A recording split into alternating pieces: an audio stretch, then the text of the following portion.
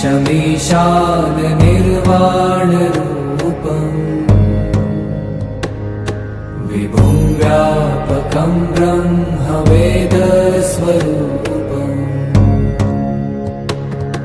निजं निर्गुणं निर्विकल्पं निरीहम्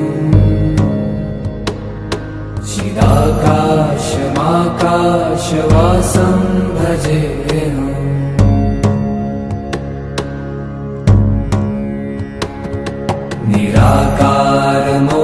निराकारमोङ्कारमूलं तुरीयम्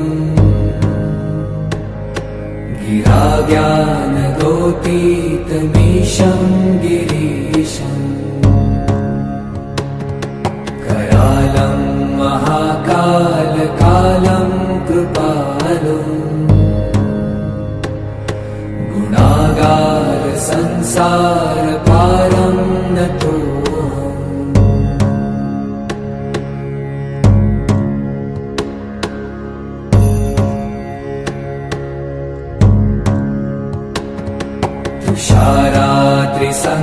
तुषारात्रिसङ्काशगौरं गभीरम्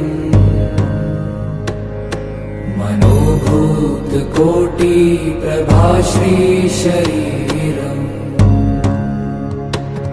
स्फुरन्मौलिकल्लोलिनी चारुगङ्गा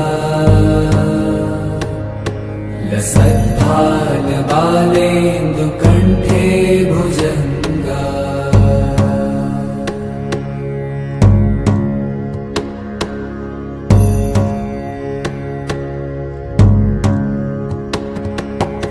चलत्कुण्डलं भ्रूसुनेत्रं विशालम्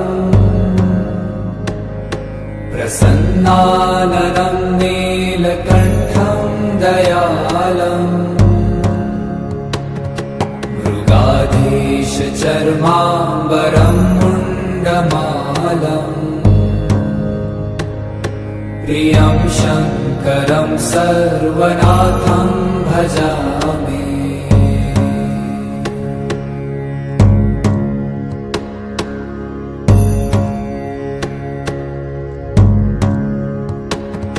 प्रचण्डं प्रकृष्टं प्रगल्भं परेशम् अखण्डं अजं भानुकोटिप्रकाशम्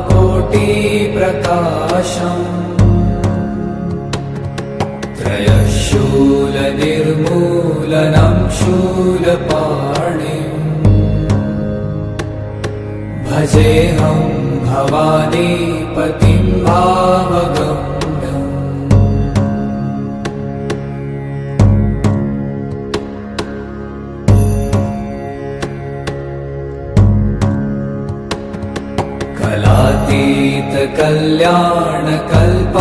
कलातीतकल्याणकल्पान्तकारी सदा सज्जनानन्ददाता पुरारी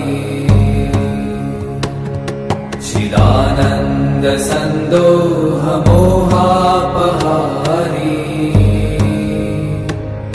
प्रसीद प्रसीद प्रभो मन्मथारी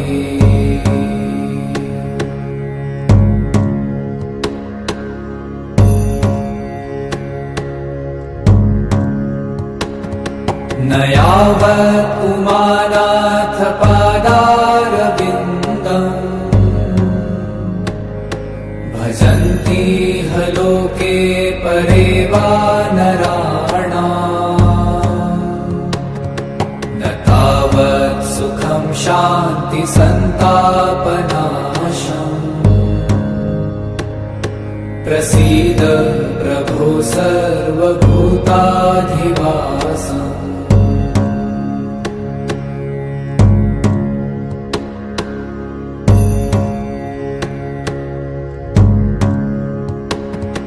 न जानामि योगं जपं नैव पूजा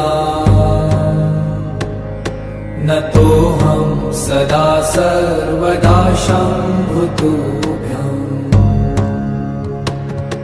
जराजन्म दुःखौ गतातप्यमानम् प्रभो पाहि आपन्नमामीश शम्भो।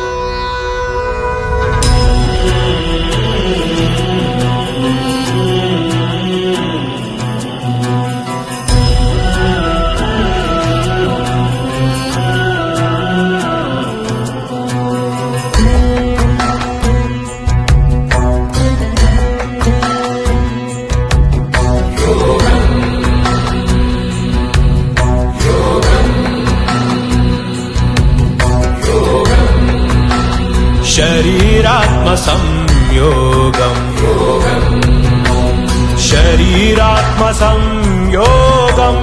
प्रणवबाणप्रयोगम् प्रपञ्चक्लेशवियोगम् आदियोगिकृतमहायागम्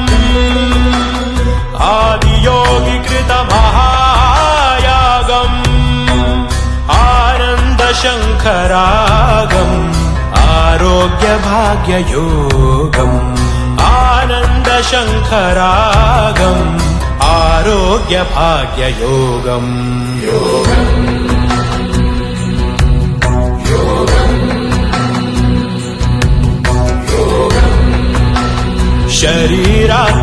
शरीरात्मसंयोगम् शरीरात्मसंयोगम्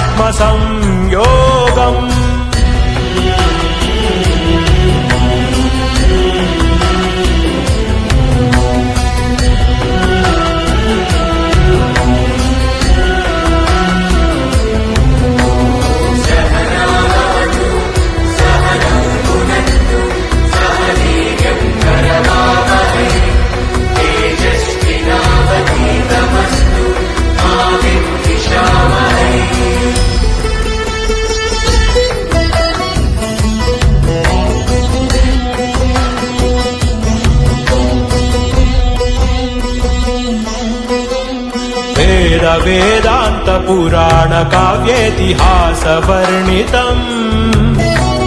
भक्ति ज्ञान कर्म ध्यान चतुर्विधेन गीता बोधितम् यमनियमासन ॐ ॐ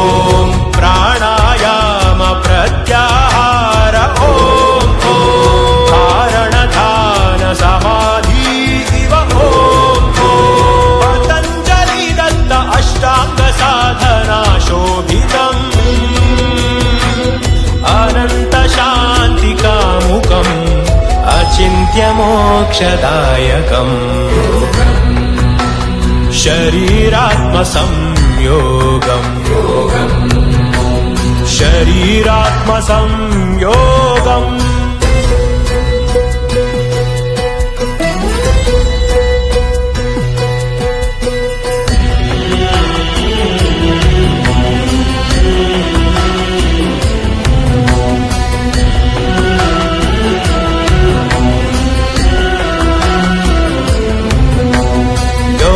योगेन्द्र यतीश मौनीन्द्र शिष्य भूषितम् ब्राह्मण वैश्य क्षत्रिय शूद्र चतुर्जनेन मनसा स्वीकृतम् इन्द्रिय निग्रह ॐ ॐ मूलाधार स्वाधिष्ठान ॐ ॐ मणिपुर आज्ञा विशुद्ध्यनाहत ॐ ॐ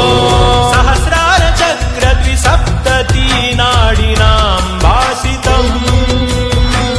वसुधैक कुटुम्ब प्रेरितम् समस्त शक्ति पूरितम् शरीरात्मसंयोगम् शरीरात्मसंयोगम् प्रणवबाणप्रयोगम्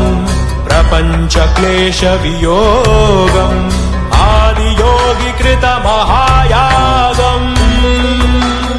आदियोगिकृतमहायागम् आनन्दशङ्खरागम् आरोग्यभाग्ययोगम् आनन्दशङ्खरागम् आरोग्यभाग्ययोगम् नमः।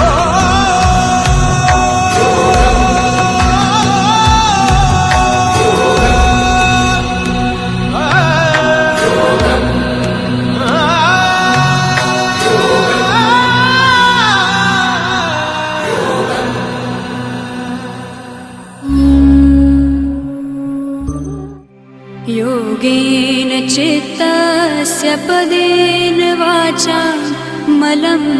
शरीरस्य च वैद्यकेन योपाकरोत्तम प्रवरं मुनीनां पतञ्जलिं प्राञ्जलिरानतोऽस्मि। योगेन चित्तस्य पदेन वाचा मलं शरीरस्य च वैद्यकेन